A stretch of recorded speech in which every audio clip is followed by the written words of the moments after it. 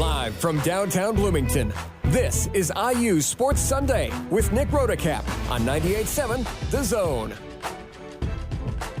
Good morning and welcome to IU Sports Sunday on this February 22nd in 2026. That means that the Olympic gold medal hockey game is about to start on NBC, 8 a.m. on a Sunday, 2 p.m. Milan time.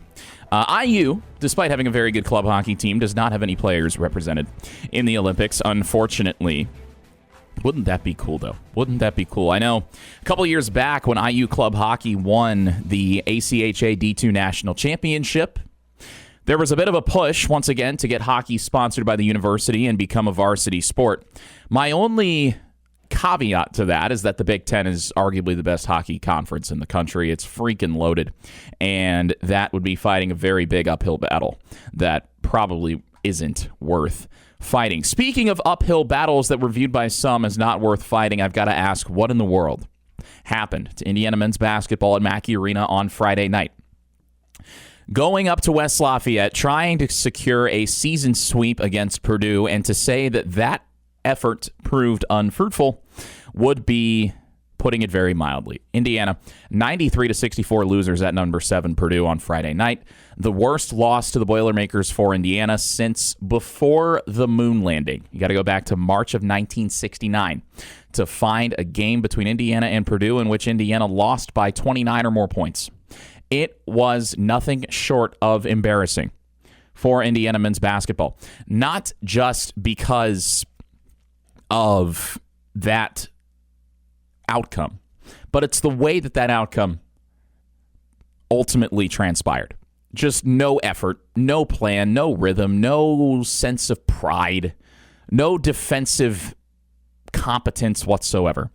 It was putrid for Indiana men's basketball and head coach Darren DeVries. And I think a lot of IU fans understood with Coach Darren DeVries that this team was, relatively speaking, a team with a low ceiling as far as Indiana men's basketball is concerned, relatively speaking. Because, usually with this team you think, okay, NCAA tournament's the bare minimum, just because those are the standards of excellence that were established for this program long before I, a college senior, was alive. Long before I existed, the standards were established that this should be one of the premier programs in the country. Well, one of the premier programs in the country doesn't get embarrassed over and over playing ranked teams on the road. But that is what has happened to Indiana men's basketball this year. And you can see by the roster construction, as we have established, that reasonably the ceiling for this team is probably winning a couple NCAA tournament games at best. Making the NCAA tournament would be considered a success. But it's the way that Indiana has gotten to this point. 17-10, 8-8 in the Big Ten, 3-7 away from Assembly Hall. And losers of back-to-back games to Illinois and Purdue, both on the road, by an average of over 20 points. And Indiana has played now 4 ranked opponents on the road. And they haven't been competitive, really, in any of these games. They have not been competitive. On the road at number 3 at the time, Michigan, lost by 14. On the road against number 8, Illinois, lost by 20. On the road at Purdue on Friday, lost by 29. On the road against Michigan State, losers by 21. At home against number 10, Nebraska, led by well over 10 points, a steady double-digit lead. I was on the road back from Atlanta covering the Peach Bowl at the time. But Indiana led, I believe it was by 16 at home against Nebraska, and lost 83-77 because Nebraska scored 53 points in the second half. So it's the way that we've gotten to this point. On Friday against Purdue, Indiana men's basketball, it was so bad for Darren DeVries and his team. Matt Painter put the walk-ons in, and one of them scored. Yeah.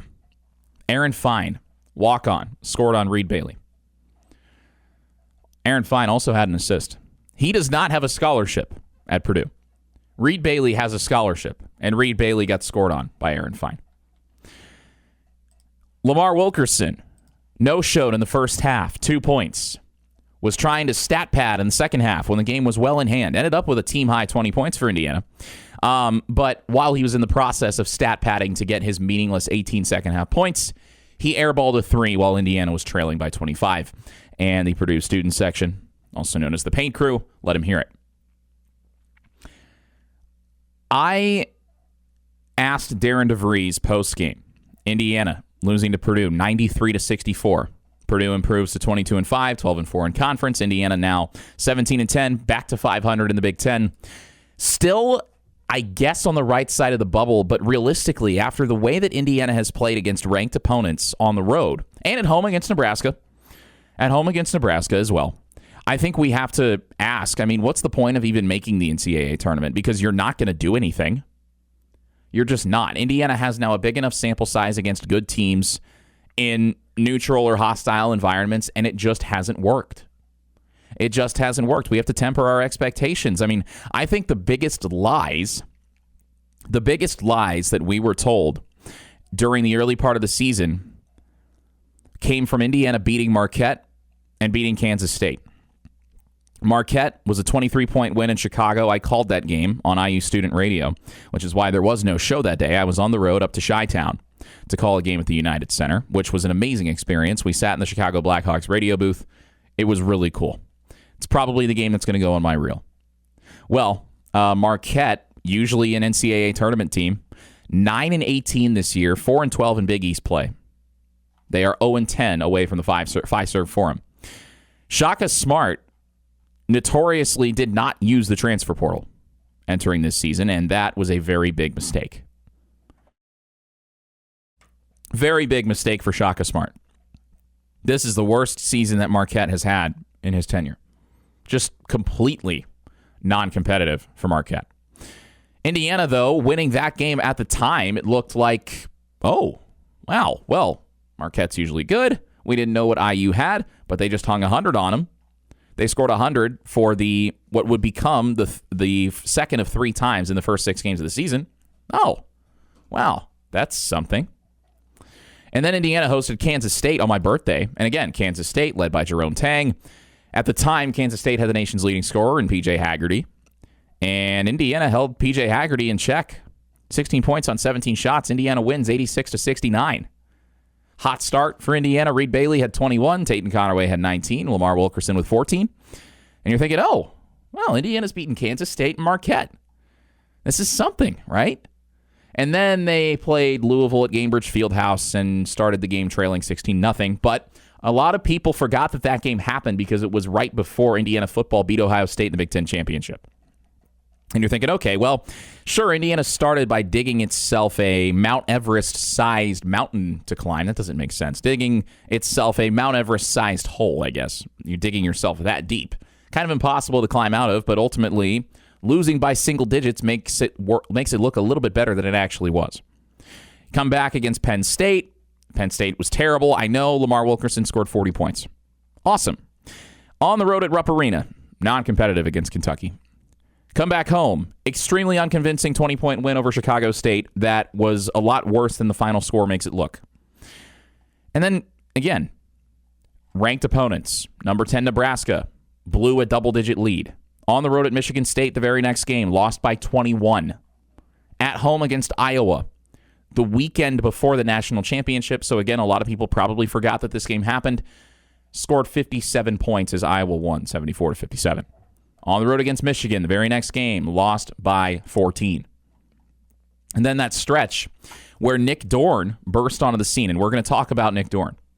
Nick Dorn bursts onto the scene in the absence of Tatum Conaway. Indiana blows out Rutgers. Indiana upsets Purdue in perhaps one of the more confusing wins this year by any team, because Purdue was terrible at Assembly Hall. Braden Smith, notorious disappearing act.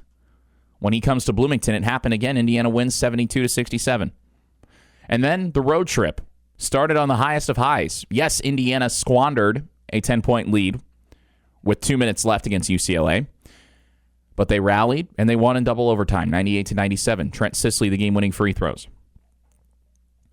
And then USC, on the back end of that road trip, dead legs, perhaps. Very, very poor performance for Indiana. getting out-rebounded by 15 and losing by 6 to USC. Also a bubble team, notably. And then the start of February. Nick Dorn cools off after his stretch of 4 games at the end of January where he averaged about 20 points per game on 47% shooting. A big boost for Indiana. He cools off beginning with the USC game. Indiana wins against Wisconsin in overtime. Connor Enright draws a charge. Lamar Wilkerson gets to the line, hits 8 free throws on 8 attempts in the second half in overtime. That was a good win for Indiana against Wisconsin because remember, Wisconsin beat Illinois in Champaign. And the Badgers, coached by Greg Gard, always dangerous in the Big Ten. They're 18-8, 10-5 in conference. Indiana, a couple games back of them in the league. Wisconsin also lost to UCLA. Kind of puzzling. But Wisconsin followed up its loss to Indiana by beating Illinois. And then they beat Michigan State at home. Back-to-back ranked wins, and then naturally they got blown out by 17 against Ohio State on Tuesday.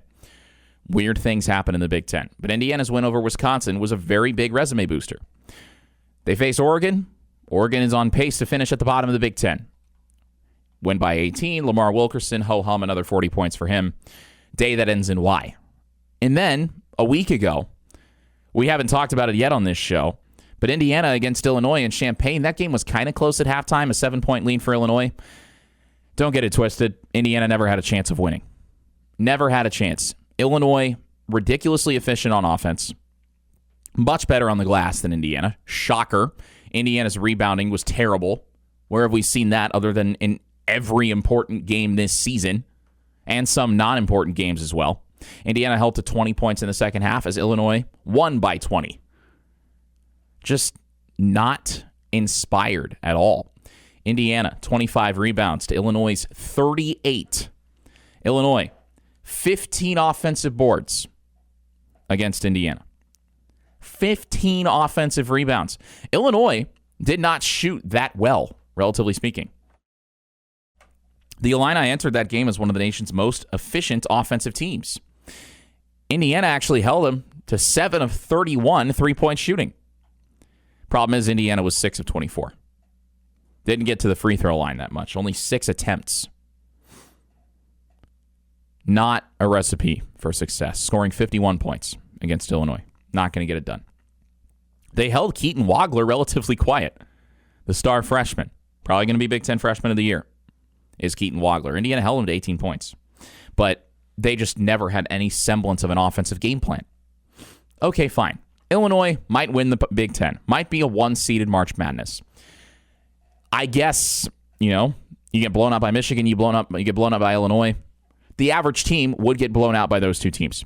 But okay, you've got a chance to bounce back, a full week of rest. You go up to West Lafayette to play your in-state rival for the 223rd time in program history. Maybe you get a season sweep if you're Indiana men's basketball. Maybe Darren DeVries' signature moment in year one is sweeping Purdue and sending Purdue's best senior class maybe ever to a sub-500 career record against IU basketball. That would be pretty funny. That would be pretty funny because Purdue at the time, Braden Smith, Trey Coppen-Wren, Fletcher Lawyer, entered this game 3-4 in their careers against Indiana. And some very average Indiana teams during that time. Well, Purdue scored 46 points in the first half and won 93-64. Non-competitive once again for Indiana. Don't let the box score get it twisted. Lamar Wilkerson did nothing in the first half when the game was still winnable for Indiana. He did kind of what C.J. Gunn did a couple years back at Mackey when Zach Edey hit a 3. C.J. Gunn, I think, had 10 garbage time points that made his performance look a lot better than it actually was. But I was at Mackey. I was covering the game. I unfortunately had to watch that with my own eyes, and it was awful. Nick Dorn, we mentioned his disappearing act. Dorn had a stretch of 4 games at the end of January where he averaged over 20 points per game on efficient shooting, nearly 50% for Nick Dorn. The Elon transfer, who saw his production increase, has his minutes increased when Tatum Conaway was sidelined for a brief period of time with a couple different injuries and an illness as well. Dorn kind of came onto the scene a little bit against Michigan. Indiana lost by double digits, but Dorn had 14 points in 29 minutes on 4 of 9 shooting. Efficient. Then he gets his first start against Rutgers and goes for 23 points. Then he stays in the starting lineup, 18 points against Purdue on 6 of 11 shooting. Efficient. Over 50% shooting from the floor.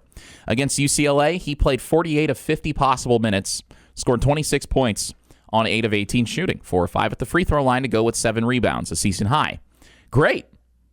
Now, you can excuse a letdown against USC because dead legs coming off a double overtime performance on the road when a lot of guys are sick. Fine. Everybody has a bad game. That's sports. You're not going to be performing at an elite level every game, and if you are, you're one of the best players in the country. There aren't a lot of guys who can do that night in and night out in college basketball. The problem is Dorn against Wisconsin did not score at all. No points on 4 shot attempts, 2 rebounds, no free throws, 3 assists, but no points. No points. Against Oregon, bad team. He scored 11 points. Great. Oregon's terrible. He was 2 of 7 from the floor, Nick Dorn. Over his last 2 games against Illinois and Purdue combined, Nick Dorn has scored 1 point on 7 shot attempts. Not good. Nick Dorn is 4 of his last 30 from the floor.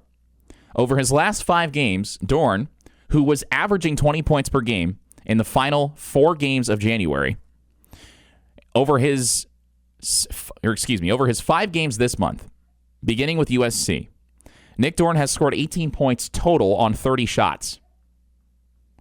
Again, 18 points over 5 games, averaging 20 points per game over the previous 4. I know that maybe 20 points per game wasn't sustainable for him, but I don't think anybody expected him to regress this hard, to hit a wall this fast. And I was talking with Alex Bozich of Inside the Hall because I was trying to think, okay, there might be a Trent Sisley angle to this game. Where in the world is he, by the way? We'll talk about him too because Darren DeVries doesn't want to. We'll talk about it. But what in the world is happening to Nick Dorn? Because you think about, there was an old saying for the Chicago Cubs back when they were good. I think it was Dexter Fowler who was the impetus for this. You go, we go. Basically, as Fowler succeeds, the team succeeds. Well, you can put Nick Dorn into this hat, throw his name in there. As he goes, the team goes. Because you look at what he did beginning with the Michigan game. He got his confidence against Michigan. And then, well, over the next 3 games of that 4-game stretch where he averaged 20 points a game on 47% shooting, Indiana won all 3. And he was a huge factor in Indiana's win over Purdue. Huge. That was a great team win for Indiana. They don't get that game without Nick Dorn. And then as soon as he goes cold, again, the team as a whole played terribly against USC, and they still had a chance late. Indiana loses. Okay, fine. Indiana beats Wisconsin. Okay, they found a way to win without Nick Dorn. He was a non-factor in that game. It went to overtime, and it should not have gone to overtime. Should not have gone to overtime. Second time in 3 games, Indiana had a second-half lead and blew it in questionable fashion. But okay, they won. Fine. Wins are not easy to come by in the Big Ten, so you take it. Oregon stinks. If Indiana lost to Oregon, there would have been serious problems. The issues for me arose against Illinois and Purdue. Because those are teams, again, we've established that Indiana has been terrible on the road against ranked teams this year, which kind of reminds me of Mike Woodson, when Indiana was just bad on the road in general, like really bad on the road. My junior year, I made the mistake of volunteering to drive my student media members with me to go cover the games at Nebraska and Iowa in December and January, respectively, of last season. And Indiana, against Nebraska, tied with 8 minutes left, lost by double digits. Against Iowa, lost by double digits and was never in it. Uncompetitive. The players didn't care. That was a lot of miles I'll never get back. On a Nissan, mind you, so not the most durable of cars. That's kind of what these last 2 games have felt like. Mike Woodson coached teams generally uncompetitive on the road, generally speaking. Now, against Purdue, different story. Jalen Hood-Schifino, thank you. You should have stayed another year. But Nick Dorn in the last 2 games, nothing. He scored 1 point in the last 2 games. But his minutes haven't gone down. which is a whole... That's weird. It's really weird. Nick Dorn against Illinois a week ago. 1 point, 0 of 5 from the floor. Nick Dorn on Friday night. No points, 2 shot attempts, 1 rebound, and 3 fouls. And in those 2 games combined, he's played 58 minutes. Think about that. 58 minutes, 1 point from Nick Dorn against Illinois and Purdue combined.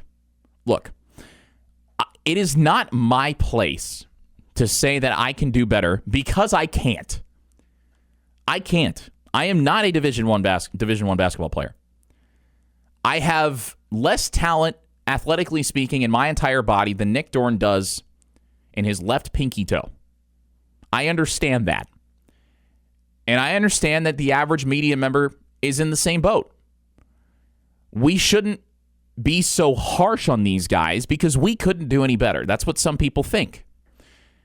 I have the perspective to know that you've got to take these things for what they are. And what this is to me is just Nick Dorn regressing, and regressing really hard, and Darren DeVries refusing to acknowledge it.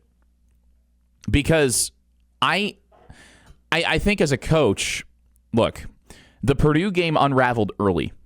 It unraveled really early. You had no offensive rhythm. You couldn't stop Purdue on defense either. Purdue had one of its best offensive performances of the season. By shooting percentage, it was the best game in Purdue history under Matt Painter. Purdue, 33 of 51, 65% from the floor, 56% from 3. 10 of 18 from deep for Purdue. They couldn't miss. Fletcher Loyer could not miss. Loyer, 18 points, 5 of 5 from the floor, 4 of which were threes. Trey Kaufman-Renn, 20 points, 8 of 10 from the floor. 4 of 8 at the free throw line. Ouch. But he also had 6 rebounds and 5 assists. TKR, aside from his performance at the free throw line, was bullying Indiana all night. Nick Dorn was shooting tour dates. Actually, he wasn't even shooting tour dates. He was just 0 for 2. He didn't get a lot of shot attempts. Whatever Purdue was doing defensively, I tip my cap to them because they held Dorn completely quiet. Indiana as a team, though, wasn't actually bad offensively. 52% from the floor, 35% from 3. Only 11 turnovers, and yet they lost by 29 because Purdue scored 93 points. Nick Dorn disappears. 1 point in his last 58 minutes played. Darren DeVries refuses to change things up. You got to mix things up. When things go south, you've got to try something different. And he's not. He's sticking with the same rotations. Oh, I got to get Tucker his 30 minutes, his 35 minutes. I've got to let him chuck up shots. Oh, let's get Tatum Connerway off the bench. Actually, I don't want to knock Tatum Connerway because he actually played very well against Purdue. 7 assists, 12 points for him. That's a good performance for Tatum Connerway. 25 minutes off the bench. He played well. Reed Bailey got scored on by a walk-on. He did not play well. Nick Dorn was also getting hunted defensively. Purdue hunted him in the first half a number of times and scored on him to great effect. Nick Dorn was not good at all. And DeVries, after the game, said some very questionable things about the rotation and also about Trent Sisley specifically. None of the other IU reporters asked Darren DeVries about Nick Dorn. And if Dorn starts on Tuesday against Northwestern, rest assured, I will ask Darren DeVries what in the world he is thinking with Nick Dorn. Because you can talk about shooting your way out of a slump like Darren DeVries has this season. It is late February. We have 4 games left until the Big Ten tournament. The amount of time that Nick Dorn has to shoot himself out of this slump is quickly ticking away. And the trend is that he is just a total ghost. He has gone completely AWOL, out of nowhere. Just disappeared. Into the Bermuda Triangle, never to be seen again. I don't know what's going on with Nick Dorn. And again, this is not a knock on him as an athlete. because he is more talented than I have ever been in any sport in my life except maybe for bowling, because I'm really good at bowling. I shot a 680 yesterday in 3 games. It's about a 220 average. Well, actually, a little more than that. Never claimed to be good at math. But when the coach continues to set his team up to fail, I think we have to ask questions. There are multiple layers to this, and we will unpack them all. Because, again, year 1, new coach, new roster, I get it. You should get some slack. But when your team is non-competitive on the road against every good team that they play and some bad teams, some middle-of-the-pack teams like Minnesota and USC. Yeah, remember that? Indiana got the court stormed on them against Minnesota earlier this year. I remember that. You may have blacked it out. I wouldn't blame you if you did. Kentucky, down year. Indiana, non-competitive. That was the same night as the Heisman Trophy ceremony. Darren DeVries has gotten a lot of slack, inadvertently or not, because of IU football's success winning a national championship. But now, a lot of fans, well, we're a month removed from football season. You can't hide anymore. And they've lost back-to-back games against ranked teams by 20 points or more. They blew a double-digit lead at home against a very good Nebraska team that will, hopefully, for them, win an NCAA tournament win an NCAA tournament game for the first time in program history. But there's nothing to hide from. There's nowhere to hide for Darren DeVries and this Indiana men's basketball team. And I know it's his first year, but I think patience is already wearing thin. And there's another layer to this that we will get to momentarily. You're listening to IU Sports Sunday on 98.7 The Zone. Welcome back to IU Sports Sunday here on 98.7 The Zone. Nick Rotacap with you. What in the world is going on with the weather? We had a freaking tornado that touched down less than 2 miles west of my apartment on Thursday. And not even 3 full days later, snow is falling. And it feels like 11 degrees outside. Whew. Fake spring, man. I was playing baseball with my friends on Wednesday. It was almost 70 degrees. It was great. Except I took a low throw to the wrist, but it's okay. Thanks for asking. What's not okay is the way Darren DeVries is treating Trent Sisley. Look, I know it's hard for a freshman to play at the Power 4 level. I know it's difficult. But what's happened to Trent Sisley as of late is very strange. And I am not like some of the folks who do this for a living in that I don't care about upsetting a team's PR staff. So I will ask difficult questions when the opportunities present themselves. Because unlike those who get paid to do this full time, I'm not going to be covering IU athletics after this year unless I get a job somewhere where I don't think I'm going to get a job, which would be nice, but I'm not going to count on it. Like the 8-ball in Toy Story 3, don't count on it. Speaking of, why are we making a Toy Story 5? We should have stopped after 3. Cash grabs, man. Cash grabs. Day that ends in Y. Anyway, I'm not counting on covering IU athletics after this year. So I don't have any reason to ask softball questions. For example, hey, Tucker DeVries, how frustrating is it to lose like this against Purdue? You know what Tucker's going to say. It's pretty frustrating, but we just got to go move forward to the next game. We can learn from this and move on. Look, Tucker DeVries, Lamar Wilkerson, Connor Enright, Reed Bailey, Sam Alexis, every freaking scholarship player on this roster, with the exception of Trent Sisley because he's from Indiana, they probably don't give 2 hoots about this rivalry because they were not involved in it at any point in their careers before now, and most of them are seniors who will be gone after this year. That's just a fact. That's bringing in a bunch of hired guns, which, again, there's nothing wrong with that. But these guys don't care about the IU-Purdue rivalry in the same way that someone from Indiana or someone who has spent their whole career in Indiana would. I mean, look, Josiah Miles transferred in from North Florida. Reed Bailey, Davidson. Lamar Wilkerson, Sam Houston. Sam Alexis, Florida. Connor Enright, DePaul. Grew up as a Wisconsin fan. Tayton Connerway, Troy.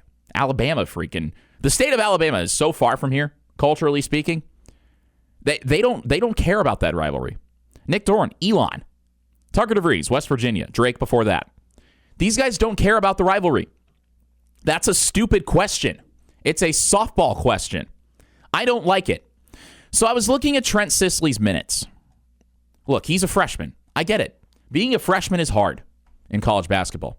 Trent Sisley is more athletic than I will ever be. Darren DeVries knows more about the X's and O's of basketball than I know about the X's and O's of any sport besides baseball. Or again, maybe bowling. I shot .685 in 3 games yesterday. That is probably the only sport I am qualified to speak on as a former player besides baseball. Trent Sisley has played now 11 minutes in his last 3 games. Sisley played double-digit minutes in every single game until January 17th against Iowa, just over a month ago. His offensive output, admittedly not great in the Big Ten. Not great. Played 9 minutes against Iowa. Indiana lost that game. Not good.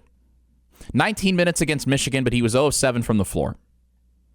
And then his minutes just completely cratered. 4 against Rutgers. 3 at home against Purdue on January 27th. Indiana won that game. 14 in a double overtime win over UCLA where he made 3 free throws, one of which ended up being the game winner. And since, single-digit minutes in every single game. He played a season-low 1 minute in Indiana's blowout loss to Illinois. And it was in garbage time. Which, look, if you're getting blown out like Indiana was against Illinois, if you're clearly not in the game from a competitive standpoint, what's the harm in mixing up the rotations just to see what you've got? Or, if nothing else, put the deeper end of the bench guys, like Sisley has become, put them on the floor just to get them some minutes, just to keep them in rhythm, just to keep them fresh, to keep them ready. Because it's not like the guys that you have out there are giving you anything worth talking about. You know, you're losing by 15, losing by 20. What's the harm in taking those guys out, saying, "Hey, you didn't get it done today. We're going to put the second unit in." Because what was it Bob Knight said about backside meeting bench? And then bench transmits signals to the brain, telling it that it wants to, you want to get off the bench. I'm paraphrasing a little bit, but the idea is the bench is the biggest motivator. That was what Bob Knight preached. Well, not a great motivator for Indiana starters because they're not getting benched. They're not getting benched. Indiana against Purdue, awful, terrible performance. Putrid defensively, probably their worst defensive performance of the season. Again, Purdue shot 65% from the floor, the highest shooting percentage since Matt Painter was hired. They have never played a more efficient game offensively than they played against Indiana. They shot 67% from the floor in the second half. 18-27. You're telling me that some of Indiana's reserves couldn't have given a better defensive effort than that?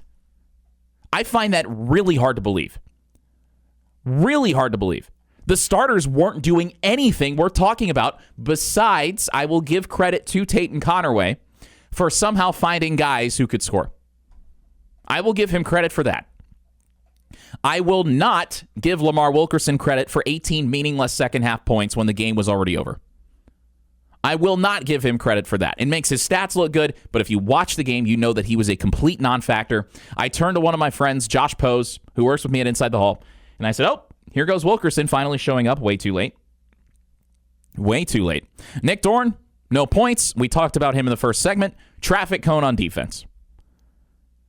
Traffic cone. Again, why is Darren DeVries sticking with the same rotations when the guys who are on the floor are terrible? I am not a big proponent of verbal sparring matches.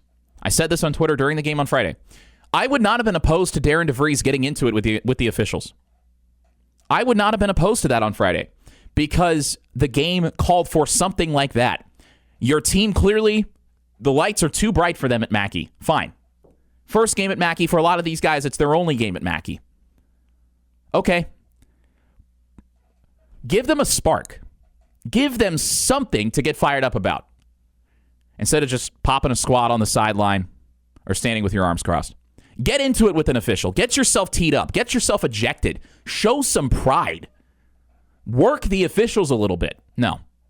I'm going to stand with my arms crossed while my son plays 37 minutes and scores 11 meaningless points and gets picked on defense by Purdue, just like the rest of Indiana. And again, like Bob Knight said, the bench is the greatest motivator.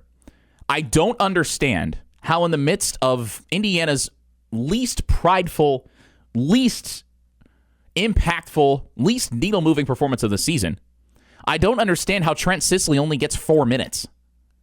So I asked Darren DeVries about it. Because like I said, I am not one to throw up softball questions. I have no agendas to push. I'm gone after this year. I have no relationships to hold on to as far as, this guy asked difficult questions, so I'm not going to give him the microphone. We get into the press conference. Darren DeVries walks in with Tucker DeVries sitting by his side.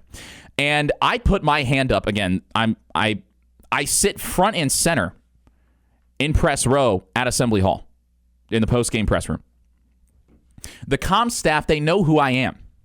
It's not like I just show up for one game. I put my hand up 5 or 6 times during this presser, did not get the microphone until the very last question. And it's not like I'm just putting my hand up by my face and being very shy about it. No, I was making eye contact with the moderator of the press conference. And he was looking me off every time, like a quarterback trying to look off a safety before throwing over the top. I think he knew that I was going to ask something difficult. I said on Twitter I was going to ask what in the world is going on with Trent Sisley. Not because I'm thinking, coach, you should have played Trent Sisley. But the fans want to know. The fans are not in the room. I am in the room. Therefore, if the fans want a difficult question answered, it is my job to ask that question. That's like rule number 1 of being a journalist. And I'm not just talking about sports. Ask the questions that people actually want answers to. Because a lot of times people get mad at the media for not asking difficult questions. You guys ask the same 5 questions every time. Okay, here's me breaking the status quo. I asked Darren DeVries about Trent Sisley playing single-digit minutes for the 5th consecutive game. Here is Darren DeVries' full answer verbatim. We continued to battle almost right up till the end there. We had the guys out there that we thought could certainly continue to do that. Guys have been in rotations a little bit. Trying to give Trent a little bit. I'm assuming he's referring to minutes, but DeVries loves run-on sentences. He just got a couple of up and downs in there. But the decision we made to go with the guys we had out there. My immediate reaction, I said this on Twitter. You can find it at Nick Rodecap, RODECAP. This is a non-answer. And Darren DeVries, when he started answering my question, was staring at the table. Just mumbling, kind of trying to tap dance around it. And maybe I framed it wrong because I asked him, would you consider, bringing Trent Sisley in, mixing things up? And he just starts looking at the table. First of all, the idea that you battled up until the end, that is a lie. Except I would argue Indiana did not battle at all, and at the end of the game, it actually got worse. Reed Bailey got scored on by a freaking walk-on. That is embarrassing. Reed Bailey is 6'10". That is embarrassing. Objectively speaking, that is embarrassing. Reed Bailey should not get scored on by a walk-on. And I know Reed Bailey has had his ups and downs this year. And again, he has more athleticism in his left foot than I have in my entire body. I get that. I'm just saying, this was Indiana's worst loss to Purdue since my parents were in kindergarten. And I am a college senior, so you can do the math. It's been a long time. 1960-9, but not nice because Indiana played like garbage. And Darren DeVries wants to give a non-answer in which he flat out lies. His team did not battle in this game. They didn't. So for him to try to push that agenda is extremely misguided. The decision we made to go with the guys we had out there, and that is a non-answer. I know that is a non-answer.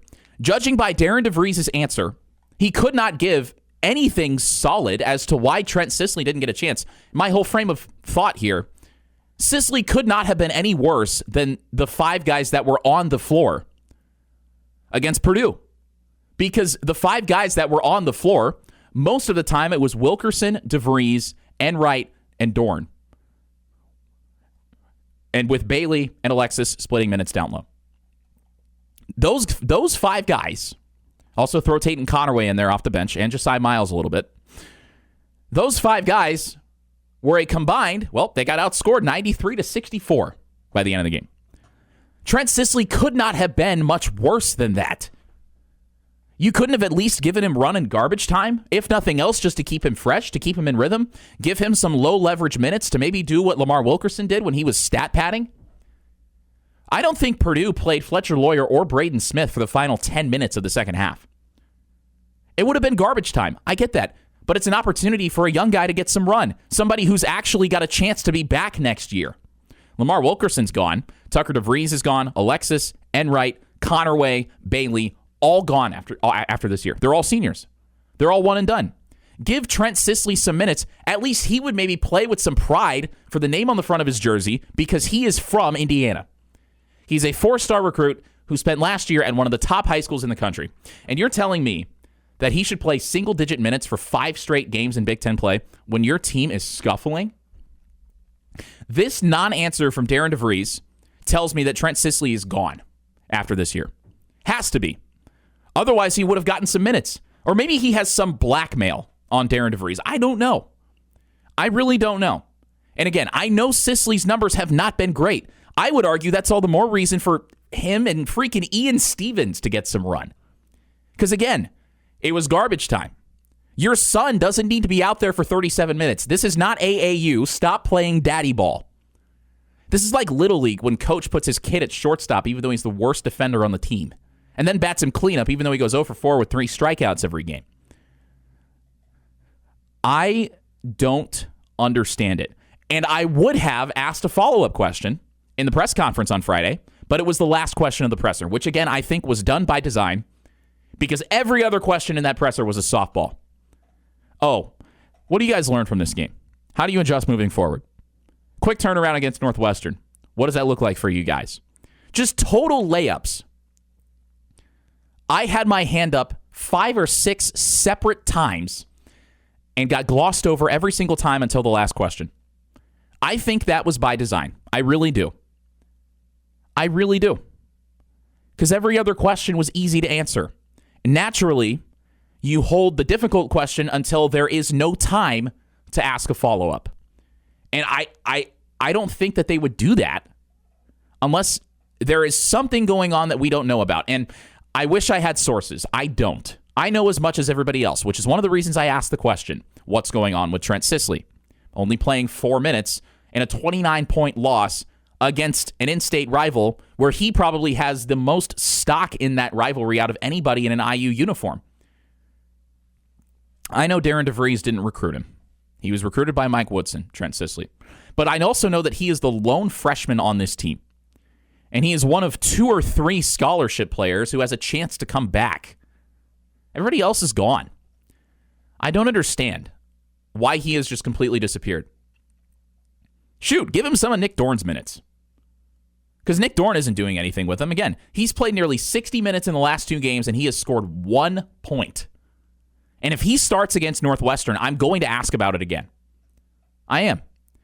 Because I don't like non-answers. And I think there is too much at stake with the brand of Indiana basketball for them to continue getting embarrassed like this on national TV while Darren DeVries worries about how many points his son's going to score. Again, I'm just asking for some transparency here, and there is none. And so that's how we end up in this situation. I don't know what the solution is for Indiana men's basketball. The regular season is almost over, and it's very clear this is a roster construction problem. We knew that. We knew that very early on. Here is the roster construction problem coming to fruition. All I'm saying, as far as Trent Sisley goes, it's not rocket science to conclude that he is gone after this year. You're listening to IU Sports Sunday. Back here on IU Sports Sunday, Nick Rotacap with you. And I know you're thinking, as far as the Trent Sisley situation goes, if you heard the last segment, why am I getting this worked up for a guy who's averaging less than 5 points per game and has not been very good offensively against Big Ten opponents? If Lamar Wilkerson can stat pad in the second half when the game is well in hand, then I think Trent Sisley should be given the same opportunity because it's not like he could have been any worse than who was on the floor for Indiana on Friday. Sisley played 4 minutes. He's played single-digit minutes in 5 straight games. And the coaching staff doesn't want to answer why. Now, obviously, they don't owe me anything. I am a student reporter. They owe me nothing. But I just, a lot of fans are curious. His freaking name was trending on Twitter during the game. I am not the only one who is curious about this. So when I ask the question and I don't get even a remotely acceptable answer, and I'm not allowed to ask a follow-up question, there's going to be some problems. And I've had now classes in back-to-back semesters with Mike Wells, who is an adjunct in the IU Media School. Great guy. Former ESPN NFL reporter. He also used to cover basketball. Covered the Timberwolves, the Pacers, and he covered the Colts for a long time. Mike Wells said to me and some of my classmates in the first semester that he does not want to be in our position covering college athletics right now, especially at IU. And the reason why is because IU's strategic communication staff is ridiculously tight-lipped when it comes to handling press conferences. They give us nothing. For example, this season, Fernando Mendoza was only made available to the media in the regular season before things got really crazy. He was only made available to the media after games in the locker room for maybe 10 minutes. This is the best quarterback in the country. Now, he was not viewed that way at the start of the season. I understand that. He was never made available to the media pregame, as in to the media who cover this team every single day, every single week of the season, not just those in the national media who latched on and inundated them with so many media requests that they did a Fernando Mendoza-specific Zoom press conference in, I think it was December or November or January, something like that. The comm staff also, during the bowl season practices, allowed the media to shoot for 15 minutes of one practice. And here's the kicker. They told us that we specifically had to be zoomed in super tight on one player, and I was trying to figure out what in the world was going on with Brendan Franke because the athletic department wouldn't say anything. And I had to get permission from them to shoot video of Brendan Franke at practice. Yeah. All this is to say, if Mike Wells is not envious of the position that IU student reporters are in covering this athletic department, then there's probably a reason. And when the comm staff intentionally ducks my question about Trent Sisley, and Darren DeVries is not given the comeuppance to face a follow-up question about it, and they are extremely tight-lipped, and they refuse any sort of transparency, again, the fans want to know. The fans subsidize your entire existence. You at least owe it to them to be a little bit honest, I think. Maybe that's just me. Maybe I'm in the minority. But Trent Sisley's name was trending on Twitter. That press conference clip that I posted has about 130,000 views on Twitter, and a lot of them are from very confused IU fans. I'm not the only one who's wondering what's going on. It is my job to ask the questions. And unfortunately, I ask the questions and I don't get straight answers. But I'll try my best moving forward because it's obvious that there's something going on and we don't quite know all of it, at least not yet, but we will find out sooner or later. You're listening to IU Sports Sunday.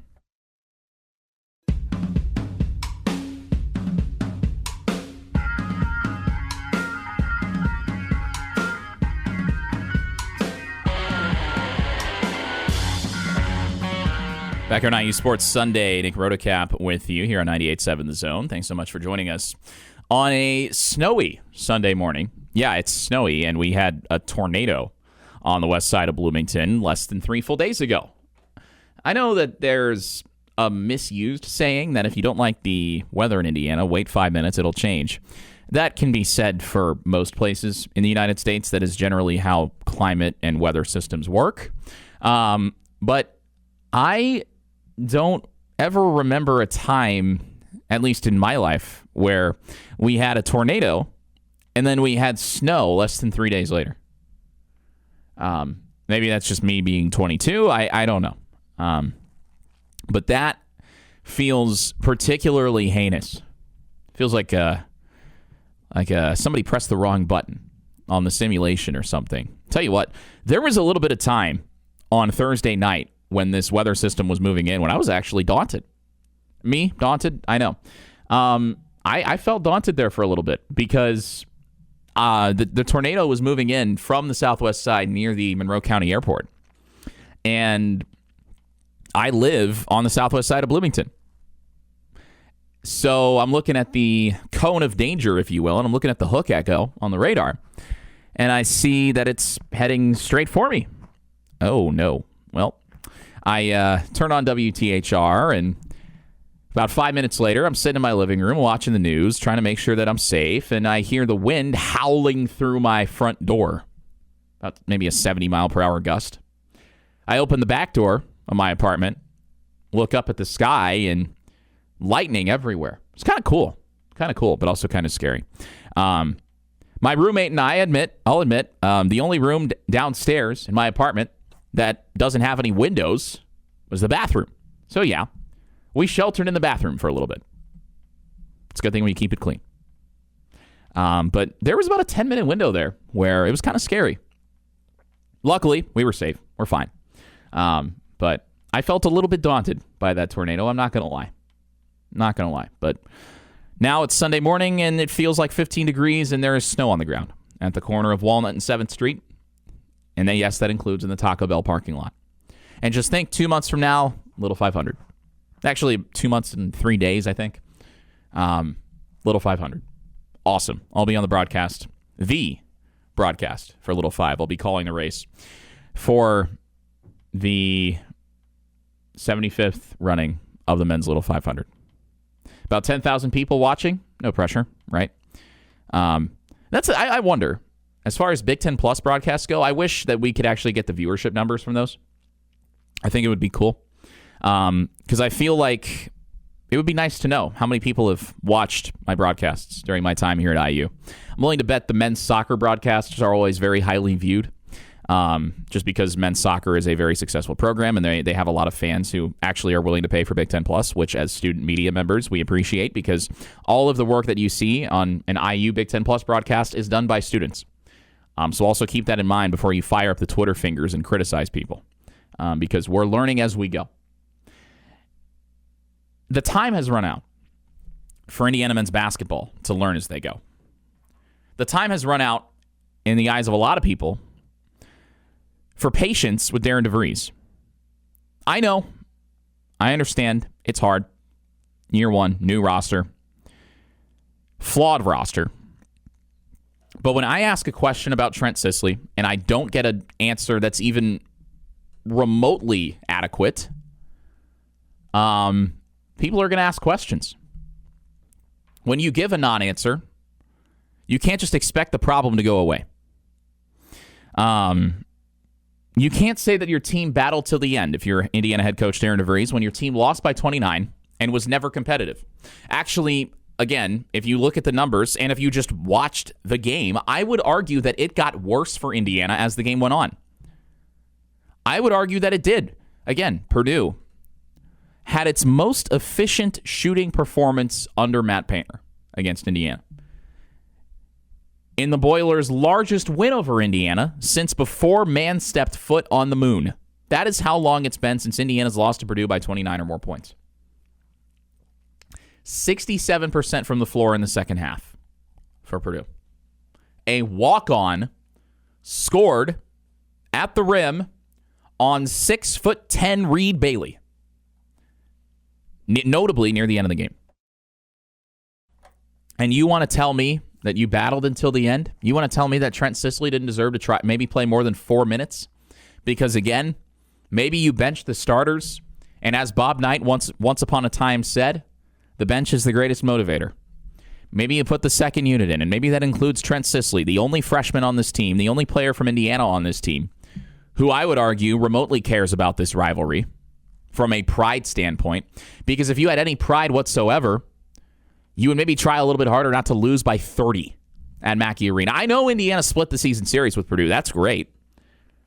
But look, IU fans, please stop with the whole, oh, we beat you in football. We won a national championship in football.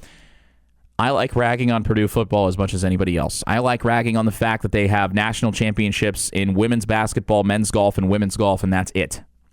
I like ragging on them as much as anybody else, but that has absolutely no relevance to what happened on Friday at Mackey Arena and the larger problem that it speaks to with IU men's basketball, where every time they play a ranked team, they just completely crumble, it seems, especially on the road.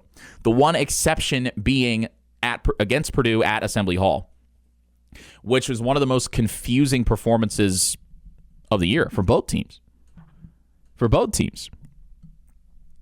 Again, Indiana has played 4 ranked opponents on the road, since the turn of the calendar. 4 ranked opponents in the Big Ten. They have lost to all of them by double digits. 3 of them by 20 or more points. Non-competitive. Indiana did not battle until the end, Darren DeVries. They just didn't. That is objectively wrong. When you say guys have been in rotations and the decision we made was to go with the guys we had out there, and then you do not allow for a follow-up question,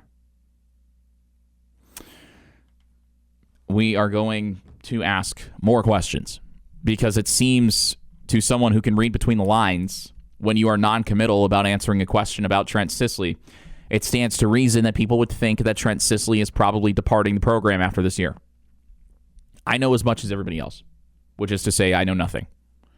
But I can read between the lines. It sounds like Trent Sisley's going to transfer.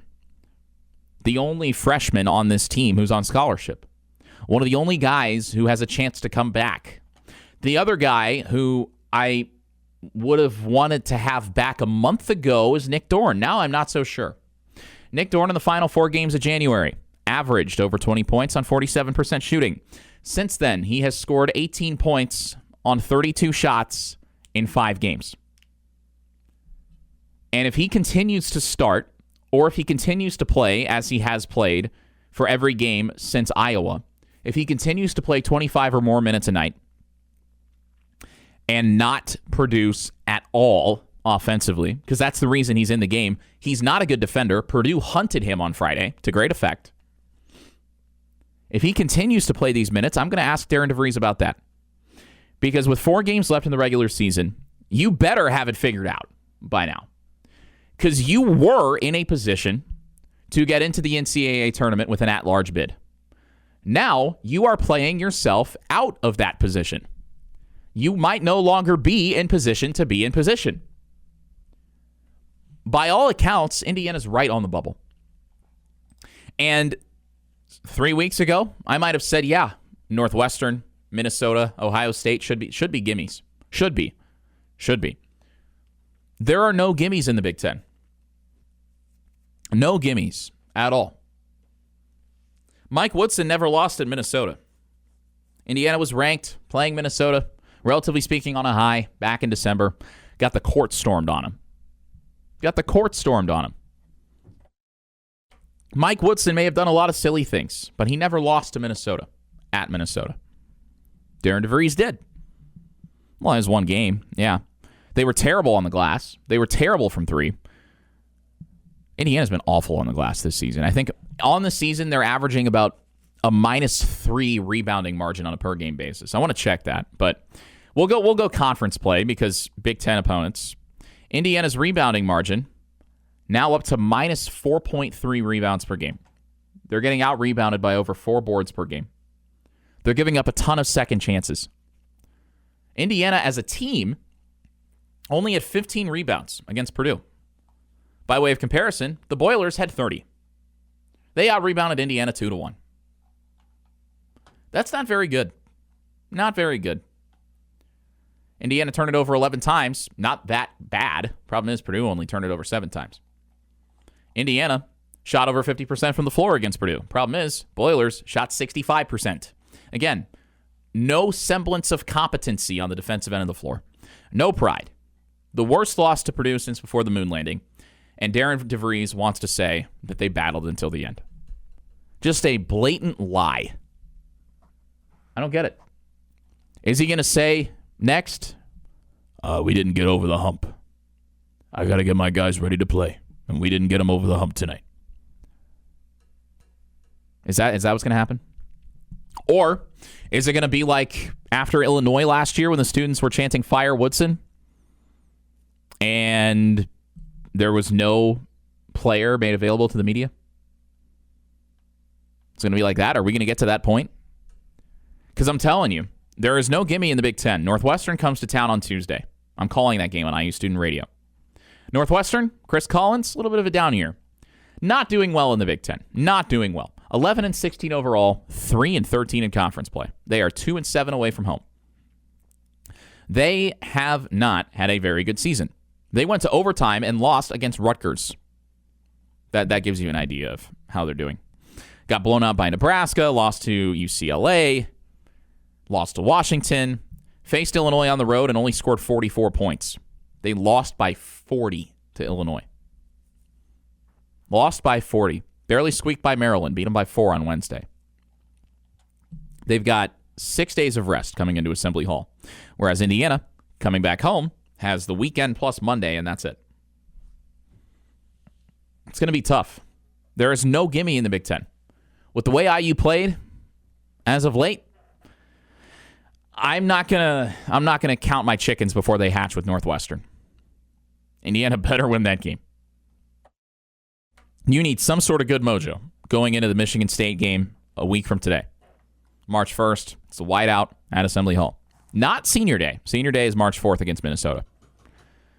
If you don't win this game against Northwestern, there's going to be a lot of frustration. Coming off back-to-back 20-point losses, if you can't show up at home, it's going to be very frustrating. Very frustrating for Indiana men's basketball. That's kind of been the word of the day ever since the calendar turned to February. The word is frustrating. As for Indiana women's basketball, well, they're back above 500 at least. They've won now 3 Big Ten games. Forgettable season. They've got a good recruiting class coming in next year, but the less said about this season, the better. Just not good. But I think people will be much more forgiving to Terry Morin because Terry Morin has accomplished a lot more at Indiana. Now, she's had plenty more time to do it than Darren DeVries. I understand that. And for Indiana women's basketball, well, they're back in action today, 1 o'clock at Assembly Hall against Oregon. Classic Big Ten rivalry. IU beat beat Oregon in the Big Ten tournament last year. They did. And it is Senior Day for Indiana women's basketball today. So they are at Assembly Hall. The men back in action on Tuesday against Northwestern. Nick Dorn has been completely AWOL since the start of February. He was averaging 20 points per game in 4 games to close January. Since the start of February, he has scored 18 points in 5 games, averaging about 27 minutes a night, and just doing absolutely nothing with those minutes. And yet, for some reason, the coaching staff refuses to just throw different darts at a board and see what sticks, which I don't understand. I know that the rotation is thin. I know that the bench is thin. There's not a lot of depth. Whose fault is that? Not mine. Not a lot of depth. Not a lot of options. What's the harm in trying? I don't know. But maybe Trent Sisley has blackmail on Darren DeVries. That's the only real explanation I have left for what's going on with him, but I would not be shocked at all if he transfers out. I would not be shocked. Tell you what, IU baseball, they exist. They're down in Jacksonville right now, playing in the Live Like Lou Jacksonville Baseball Classic. It's a round-robin 4-team tournament. LSU, Central Florida, Notre Dame, and Indiana. Indiana kicked it off a couple days ago against LSU, the reigning national champions. And, well, through 7 innings, things were looking good. Indiana led 5-4. And if the game was only 7 innings long, Indiana would have won. Unfortunately, baseball games are 9 innings when not cut short by a mercy rule. Indiana gave up 9 runs in the 8th inning and lost to LSU 14-7. Yeah.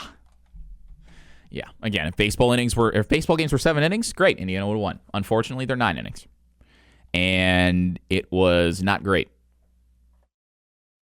Not great for Indiana in the final 2 innings against LSU. Starting pitchers early in the game, it's difficult against a really stacked LSU lineup, against a bunch of guys who have a really good chance to play professionally at a high level for a really long time. Tony Nybeck did his part. 3 innings, a 2-run ball, one of which the runs was unearned. And then the wheels kind of came off. Gavin Siebold's been really good. 2 2/3 scoreless for Siebold. He's a veteran. But Jackson Yarberry, Pete Haas, and Michael Serhat got lit up like Christmas trees. And 14-7, the final. Indiana, another chance to get a statement upset win over a ranked team. Couldn't close it out.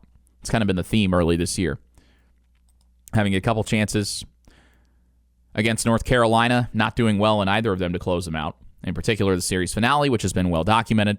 But yesterday, Indiana picked up a win over Central Florida 6-1, second win of the season. IU beat Bradley in a midweek earlier this week, but Bradley is terrible, and if they didn't win that game, I think we would have had a lot of serious questions to ask. So Indiana baseball now 2-4 on the year.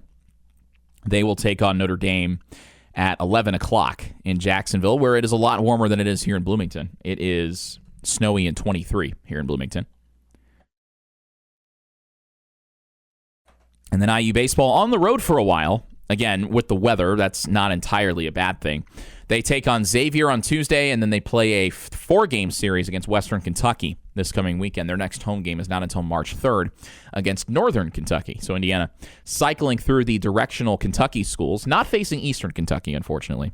But then the following weekend, the first weekend of March, is the start of Big Ten play.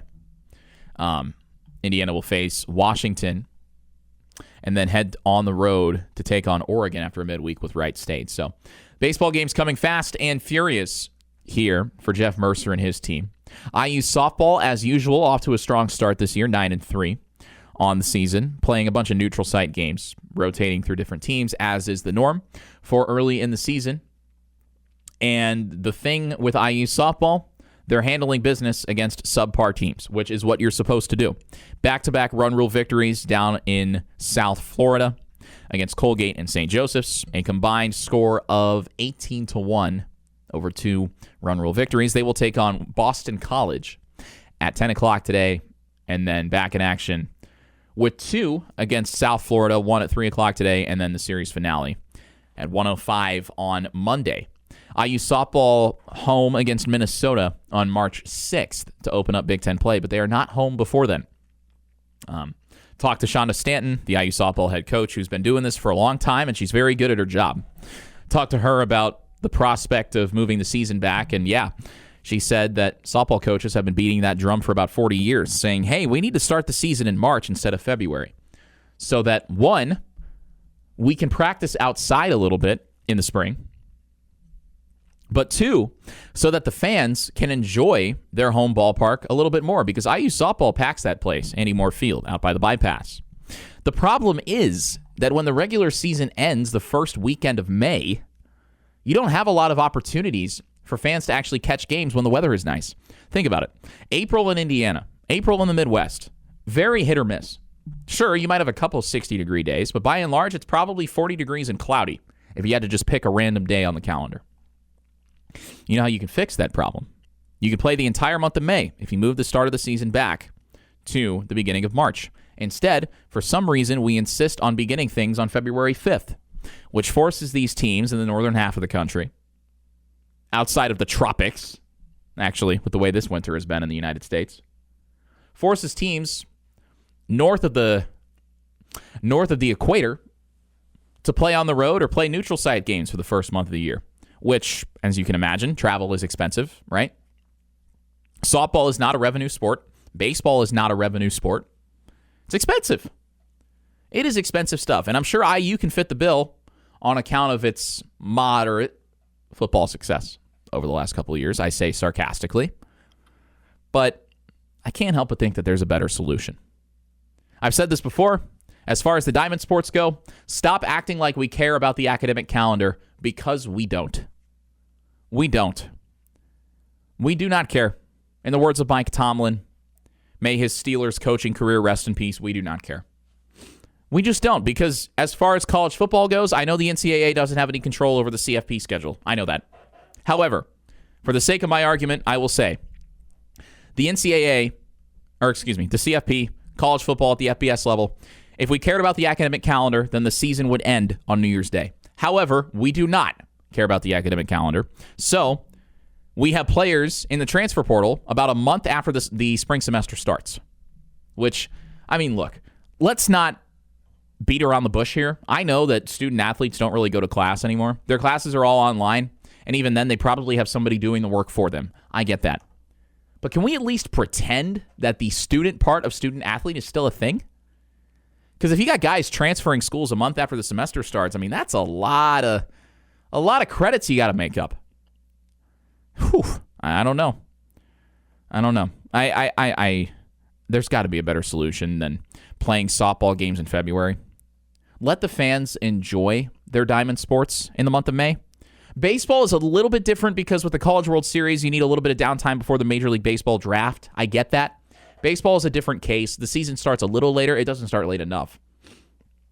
But MLB is not going to bend the knee to move the draft when a lot of elite guys in professional baseball are drafted straight out of high school.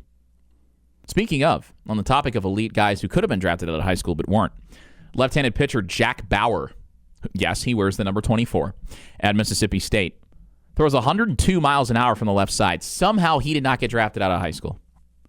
And I know, a lot of guys who throw that hard that young have command trouble, but man, I would have drafted him out of high school. I can teach you to throw straight. It's harder to teach you to throw hard. It's one of the reasons I don't play baseball anymore. It's because I can't throw 102 miles an hour. I can't. And also, once baseball became a full-time job, I hated it. That's a whole discussion for another time.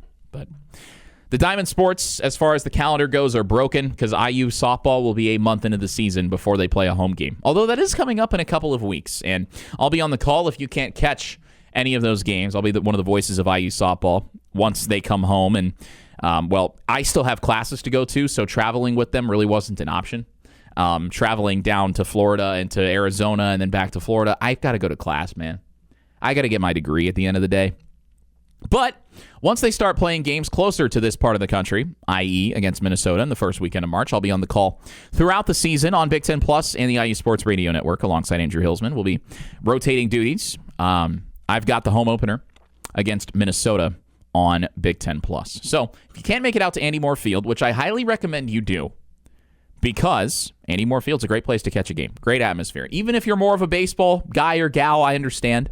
I played baseball. I was more of a baseball guy, and then my freshman year, I called some softball games, and I said, hey, this is fun. Mostly because the team finds fewer ways to lose in excruciating fashion, like the baseball team tends to do. You're listening to IU Sports Sunday. Back here on IU Sports Sunday, Nick Rotacap with you. You know, in the media business, you're going to have haters. That's just how it is. That comes with the territory. And boy, did I learn that the hard way this year with IU football. And if you missed it, where you been? Where you been, man? No. Hey, this my first real taste of having haters came back in October when I said something about how Indiana was a little bit smaller than Oregon, and maybe Bryant Haynes saw it and then unleashed the clown shoes onto me and anybody else who doubted IU football. That was when this all began, the idea that, yes, you can have haters. I understand. When you say things, sometimes people won't like you. Well, I was talking about IU basketball waiting too long into the shot clock to get into its offense against Purdue, which I think was a fair assessment in the first half, because IU's first two possessions of the game against Purdue, which is relevant because it was IU's second consecutive loss by 20 or more points. Look, Purdue and Illinois are both really good. Semicolon, however, comma, UCLA found a way to beat Illinois last night in overtime. Donovan Dent, unbelievable walk-off layup for the Bruins. Unbelievable. Amazing. Had Brad Underwood in tears. Okay, I'm speaking hyperbolically a little bit. But Indiana's first two possessions against Purdue, in what became a non-competitive, pathetic performance, one of the sorriest performances of the season, for my money, by Indiana men's basketball. The first two possessions ended in a shot clock violation and an awful look late in the shot clock that was only put up to avoid a potential shot clock violation. And it became a theme throughout the first half. And I was sitting next to Josh Pose, who, again, I work with for Inside the Hall. And I'm thinking, I mean, it feels like they're dribbling 15, 18 seconds off the shot clock before they do anything. It's not even like they're passing around the perimeter. It's just aimless meandering. And Purdue's defense Actually, again, Indiana shot over 50% from the floor. From three, they weren't great, only 35%. But they shot over 50% from the floor. Their defense, Purdue's defense was not great, but Indiana's defense was worse. And so you couldn't afford to waste possessions. And it was pretty clear early on in the first half, Purdue was just going to make shots. They were going to make a lot of shots. They were going to get to the free throw line. They were going to get open looks. They were going to grab offensive rebounds. They got every friendly bounce. So you can't afford to waste possessions by dribbling deep into the shot clock. And so I said on Twitter in the first half of the game, I said, Indiana's got to quit waiting until 15 plus seconds have elapsed from the shot clock before getting it, or to get its offense going. It's just taking too long, because that is what I felt was true. And, there is an army of IU burners out there. Burner accounts being people who use fake names, fake profile pictures, and they just talk about IU sports. And a lot of them like to pretend that they are dudes in the 80s or graduated IU in the 80s during the glory days of IU basketball, whatever. Last year, I don't remember what led to this, but one of these burners, who is still active, by the way, one of these burners threatened to push me in front of a bus. So that's the kind of ilk that a lot of these folks represent. And, of course, they feel very comfortable throwing out these blatant threats because they're hiding behind fake names. And, well, you can get away with saying a lot of outlandish, maybe illegal stuff on Twitter. I don't know. I'm not a lawyer. This is not legal advice. Rest in peace, Ken Nunn. I'm just saying that threatening to push someone in front of a bus, if I did that, I'd probably get a knock on my door because my real name is linked, is my Twitter name, right?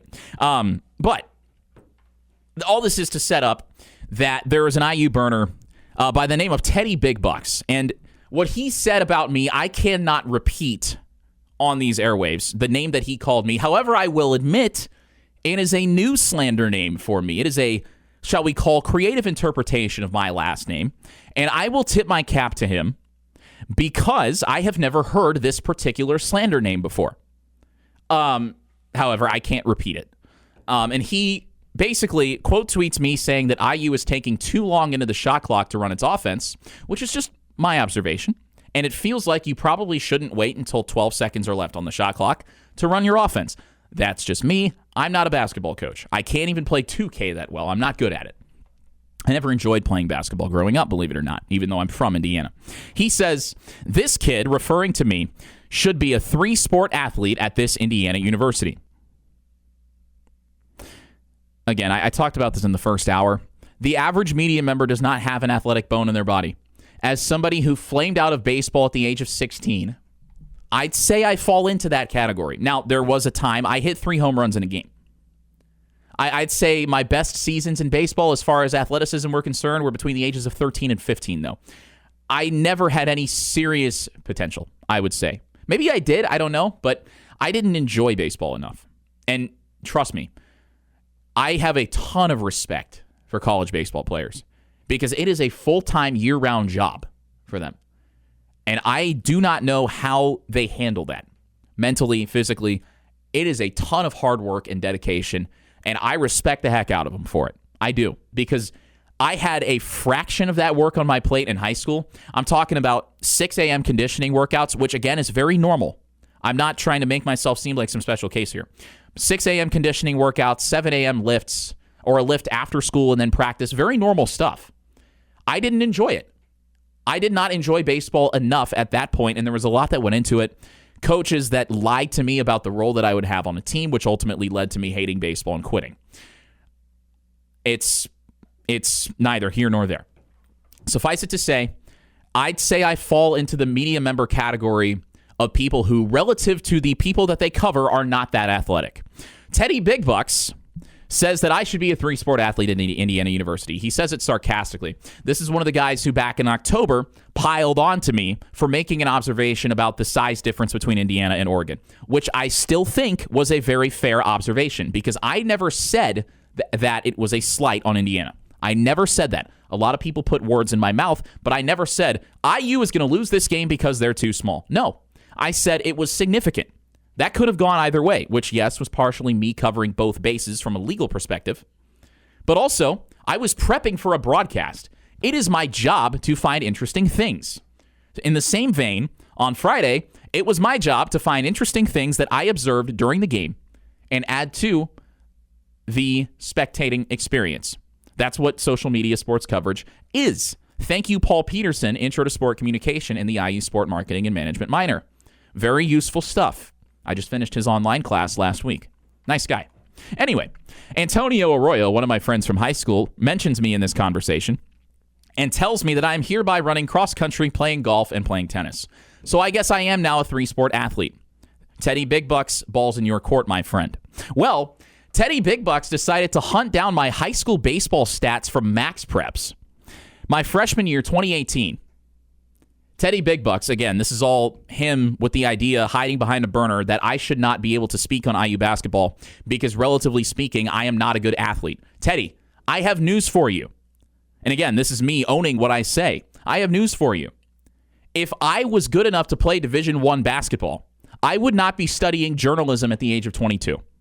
I just wouldn't. I'd probably be playing Division I basketball. If you were good enough to play Division I basketball, you would not be hiding behind a burner, calling me names that I can't repeat just because I made an observation. It's loser behavior. I understand. You want to have a burner? That's fine. You want to have a burner account? Say what you want. Talk about IU basketball without putting your name on it? Okay. There are plenty of those. But what I have a problem with is, one, who in the world, and that is fan behavior from Teddy Big Bucks, hunting down my high school baseball stats, which, by the way, again, very limited playing time for yours truly in the spring of 2018. I became known more as a coach than I did as a player. Rivalry game, us versus Ben Davis. I went to Cathedral High School. We hosted Ben Davis on a gloomy, I think it was maybe a Thursday afternoon in April. I was on the freshman team. I was supposed to be a PO, pitcher only. However, I never pitched, and I never got a straight answer as to why. The coaching staff lied to me repeatedly, and 2 years later, it led to me getting in a very heated exchange with the then former head coach of Cathedral Baseball, who was actually fired. So I won that one, and I'll take my victory lap for that, because this coach in particular made me hate baseball. And I feel like a lot of guys have a story like that. Again, not unique to me. My roommate has a similar experience. He lied to me, and I got mine back. However, in that moment, I was riding the bench, figuring out how to make myself useful. We're playing Ben Davis. It's a close game, and it's the fifth inning. Ben Davis' starting pitcher is dealing. He walks off the mound after an inning-ending strikeout toward the third base dugout. Our head coach is coaching third base. He says something. The Ben Davis kid, he's just fired up. He's like, let's go, guys. You know, he's just firing up his guys. And our head coach gets in his face and tells him to stop chirping, tells him to stop talking. Which, dude, I've been there. You know, tough spot. You're frustrated. You want to take it out on the guy who's frustrating you. I get it. You cannot chirp back at a 14-year-old high school baseball player. You can't. You have to be the bigger man. You have to set the example for your team. He didn't do that. He started yelling at the kid, hey, shut your mouth, get in the dugout. Ben Davis's coach stands up for his guy. Hey, Darren DeVries, take notes. Stand up for your players. Get fired up at the officials when they make bad calls. Give your team a spark. He didn't do that against Purdue. Anyway, our coach, in this particular instance, was yelling at this Ben Davis player. The Ben Davis coach stands up for his guy. Ultimately, the coach is getting a shouting match at home plate, and the home plate umpire ejects our coach from the game. I'm thinking, oh, well, our assistant coach is out sick, and the only other adult in the room, so to speak, is the assistant athletic director, who is also the head men's basketball coach. Shout out Jason Delaney, 2022 Class 4A state champion. He coached Xavier Booker, who is now playing for UCLA. Jason Delaney wants to go coach third base, but Jason Delaney is a basketball coach. He does not know much about coaching baseball. And I figured, well, I'm not going to play in this game. So what I said, I went up to Coach Delaney. I had a batting helmet on. I said, hey, Coach, would it be cool if I coach third base? I know the signs. And at this point, I think it was maybe I think it was tied at 3 or something. It was a close game. It was late. I figured base running might be a factor. I should probably coach third base and give signs. Okay, cool. Coach Delaney lets me coach third base. Anyway, I was giving some signs at third base. We ended up winning on a walk-off with our slowest guy scoring the winning run, beating the throw by about a second. It was awesome.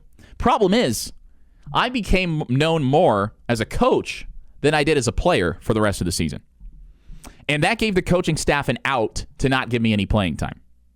I was working my tail off in practice, even though in the middle of the season, I got so sick for about 2 weeks that I couldn't run. I don't know what it was. Maybe it was an early iteration of COVID. This would have been the spring of 2019. I don't know if it was COVID. I don't know if it was bronchitis, but it's probably the worst I've felt in a very long time.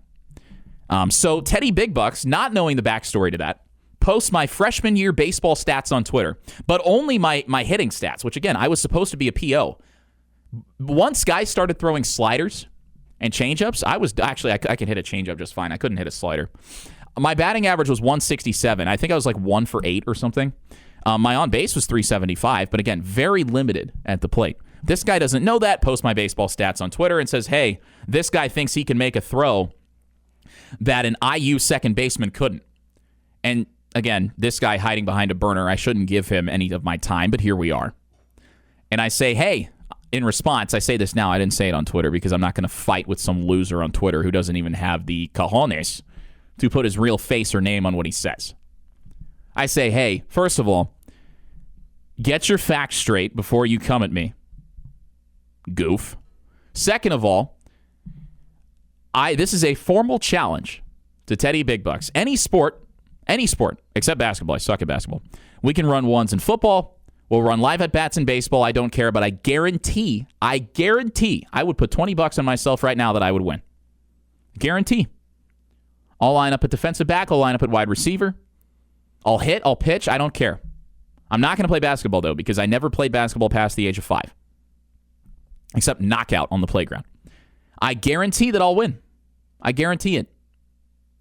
I'll strike him out on 4 pitches. I can pretty much guarantee that. But all this is to say, there are some IU burners out there who are some real losers. There are some bad apples in every group. Some of the burners are good people. I've met some of them. They're good guys. This guy is not one of them. But if you are hunting down my high school baseball stats on Max Preps because of something that I said while covering an IU Purdue men's basketball game, who's the real loser?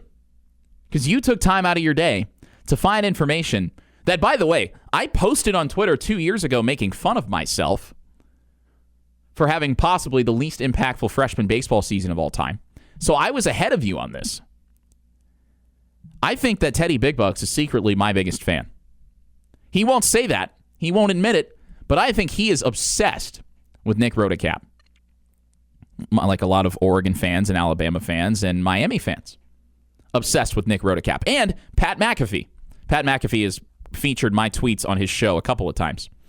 Thank you, Pat McAfee. My favorite punter growing up. Strictly in terms of his actions on the field. Because he had some extracurriculars off the field that he has since resolved. But I think Teddy Big Bucks and Pat McAfee are my 2 biggest fans. So, thank you, Teddy. Very cool. You are now my second least favorite IU burner, behind the guy who threatened to push me in front of the F-bus last year. By the way, still active, not suspended. He posted my face and said, if I ever see this kid on campus, I'm pushing him in front of the F-bus. So, I'm still kicking. I haven't been shoved in front of a bus yet. So again, with these burners, it's a lot of bark, but very little bite. You're listening to IU Sports Sunday. Back here on IU Sports Sunday, Nick Rotacap with you. And last night, we got some very bad news. Rondale Moore passed away at the age of 25. Rondale Moore played at Purdue, wide receiver. Had a phenomenal 2018 season. Second rounder selected by the Cardinals in 2021. Couple injuries kept him sidelined the last couple of seasons, including a preseason injury. In 2025, he was carted off after returning a punt. Rondale Moore dead at the age of 25. And, I mean, his 2018 season at Purdue was special. 1,200 yards, 12 touchdown catches, also 2 touchdown runs, 660 kick return yards, Paul Hornung Award given to the most versatile player in all of college football, first team All-American by The Athletic, first team AP All-American, FWAA All-American, freshman of the year per CBS Sports. I mean, this guy was a stud. He was a big part of the Tyler Trent game, which is when Purdue upset number 2 Ohio State in West Lafayette. That, I believe, was on October 20th of 2018. The Spoilermakers, as they became known. Rondale Moore passed away yesterday in New Albany, his hometown. And the cause of death, self-inflicted gunshot wound. This is terrible news. Just awful news. I don't care what allegiances you have to IU or Purdue. And I know we spent a good portion of this show talking about the basketball game on Friday night. And, that rivalry is all well and good. This is so much bigger than that. So much bigger than that. And one of the retired NFL players who has become a media personality, former national champion Braden Fehoko, former defensive tackle in the NFL, said something interesting on Twitter early this morning. Quote, "I'm going to keep it a stack. I don't care. I'm retired. I'll say what I want. These NFL teams come out here and post these mental health awareness posts talking about they care about the players, don't be afraid to reach out, etc. All they care about is what you bring to the table when it's game day. Most players don't want to get help inside the building of an NFL organization because they know you'll get looked at differently. You go tell a staff member you've been struggling. Watch how different they start treating you and looking at you. I've seen it firsthand. I'll start believing they care about player health when the owner, GM, and head coach treat everyone on the roster the same, from the franchise quarterback to the janitor. Until then, don't tell me they care because they posted some hotline number when something like this happens," referring to Rondale Moore's death last night. The star, former Purdue wide receiver, NFL wide receiver, unfortunately dealt with injury trouble the last couple of years. And it's unfortunate. It stinks because, it is. The NFL, I think, has gotten very greedy when it comes to treating its players like products. I mean, you talk about they're playing in a regular season game in Melbourne, Australia. They're playing games overseas. They added a game to the regular season. Why? Not because they care about player safety like they say that they do. It's because of money. If they cared about player safety, the NFL wouldn't play games on Thursday nights. If they cared about player safety, they wouldn't play games on Christmas if Christmas is on a Wednesday. They wouldn't play games overseas. They wouldn't play a game in Australia. These kinds of things. And then when players get hurt a lot, they're labeled as injury prone. But nobody ever cares about the mental impact that having to rehab multiple injuries has on you. Being in constant pain, dealing with physical treatments, dealing with medications, dealing with surgeries. Rondale Moore had multiple knee injuries. And I would be very hard-pressed if that did not take a toll on him. But, you just get labeled as injury-prone and cast off to the side. And it's a shame because not even when it comes to football, but just life in general, Rondale Moore was in his mid-20s. I mean, he was only 3 years older than I am, and he's dead. And he's from Indiana. And he passed away because he didn't feel like he had another answer. And it's just tragic. It is tragic. And he's from Indiana. He's from New Albany.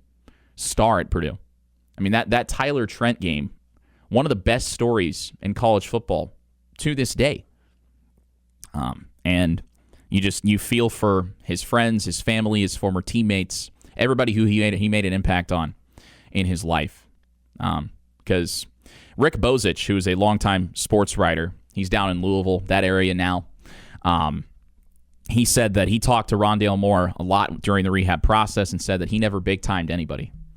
Humble, always gave you the time of day, and unfortunately, he passed away yesterday. So rest in peace to Rondale Moore, the former Purdue star, former All-American, NFL player, gone way too soon. And just, it stinks. It just stinks. And I wish that he knew how many people cared for him, how many people valued his presence, and everybody has somebody who cares about them. And sometimes it feels like you're on an island, but you're not. And sometimes it's good to remember that there are things in life that are much, much bigger than sports. And at the end of the day, sports are supposed to bring joy and supposed to bring triumph. And sports also bring a lot of bad stuff. And it stinks that Rondale Moore was taken from us far too soon. So rest in peace to him, and condolences to his friends and family and everybody that he affected positively during his life, because 25 is way, way too young. You've been listening to IU Sports Sunday on 98.7 The Zone.